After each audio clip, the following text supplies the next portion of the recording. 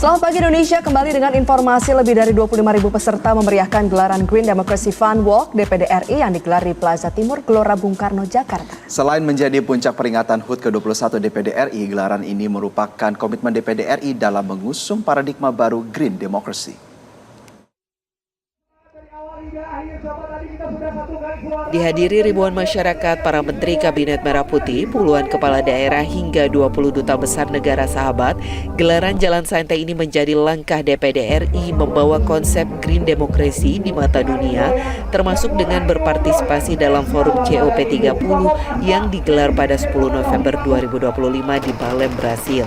Ketua DPD RI Sultan Bahtiar Najamuddin mengatakan Green Democracy adalah landasan untuk membangun kebijakan parlemen yang berorientasi pada keberlanjutan lingkungan. Sultan menegaskan masa depan demokrasi harus berjalan beriringan dengan masa depan bumi, yakni melalui konsep Green Parliament, Green Legislation, Green Diplomacy, Green Economy, dan Green Education. Di samping itu, DPD RI juga tengah menggagas sejumlah rancangan undang-undang strategis terkait isu lingkungan, termasuk RUU Pengelolaan Perubahan Iklim. 4 RUU usulan DPD RI tersebut diketahui telah masuk dalam Prolegnas 2025. Iya, terkait dengan COP, Conference of Parties yang ke-30 di Belém di Brazil, saya lumayan agak concern. Saya mungkin sudah hampir belasan tahun agak concern di isu ini, isu iklim. Kami juga akan berpartisipasi. Kebetulan kita dapat slot di plenary meetingnya, di panggung besarnya. Saya hanya mau menyampaikan bahwa dari Indonesia, Green Demokrasi kita usung. Dari Indonesia, kampanye perubahan iklim itu harus menjadi sesuatu yang dahsyat, karena kita adalah penghasil atau mempunyai hutan tropis yang paling besar di dunia. Kita juga punya multi etnis yang paling unik. Indonesia adalah indigenous people yang paling unik, sehingga kalau kita berkampanye tentang global warming, climate change, atau menyuarakan kepada dunia bahwa Indonesia akan memimpin gerakan dunia terkait dengan demokrasi hijau. Makanya kami akan sampaikan, selain memang menyampaikan konsep Green Demokrasi, kami juga akan menyampaikan bahwa apakah COP ini harus dikoreksi. Ya mohon maaf, kenapa? Ternyata setelah 30 tahun COP ini ternyata emisi kita masih tinggi. Kemudian dan DPD menginisiasi untuk pertama kalinya ada legislasi RUU Pengelolaan Iklim, RUU Perubahan Iklim. Yang saya mau sampaikan adalah dunia, nggak boleh kita hanya memanfaatkan isu iklim dan lingkungan ini untuk mendapatkan benefit secara ekonomi. Tapi yang paling penting adalah regulasi setingkat undang-undang juga harus dibuat. Nah makanya DPD one step di depan untuk memastikan bahwa Indonesia harus mempunyai satu tingkat regulasi selevel undang-undang untuk mengelola, mengorkestrasi isu besar tentang perubahan iklim ini. Intinya itu.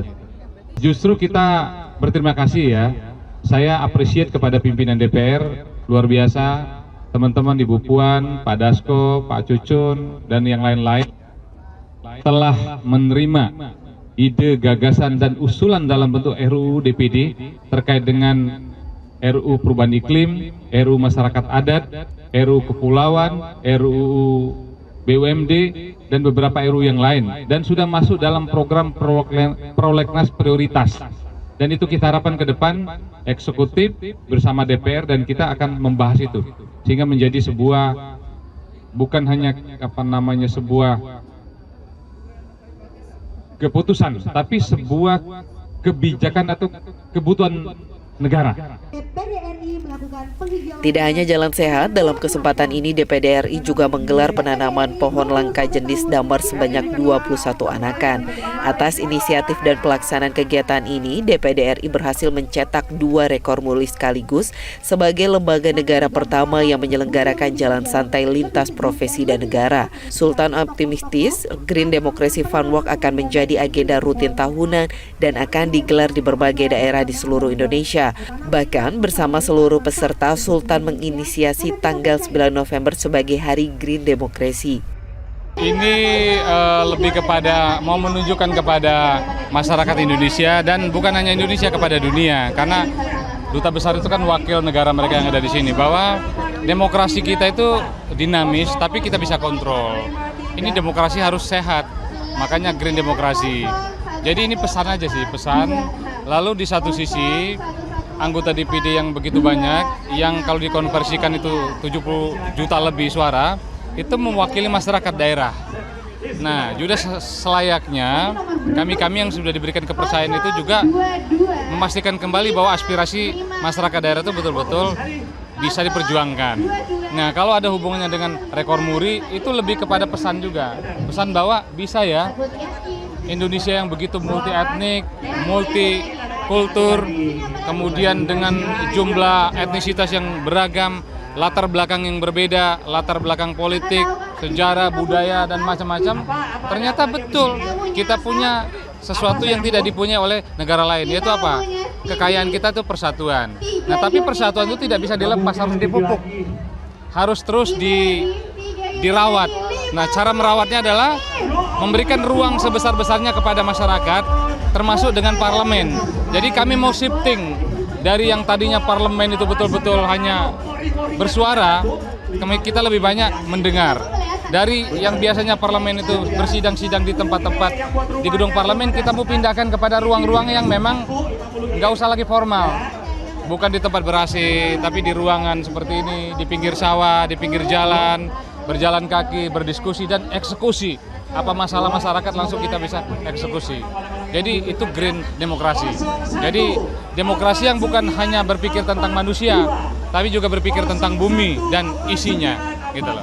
Justru tidak keliru kalau ada tadi tiba-tiba usulan masyarakat, oh ternyata lintas profesi bisa berkumpul dalam satu tempat tanpa cedera, tanpa ribut, tanpa berpikir tentang kepentingan politik.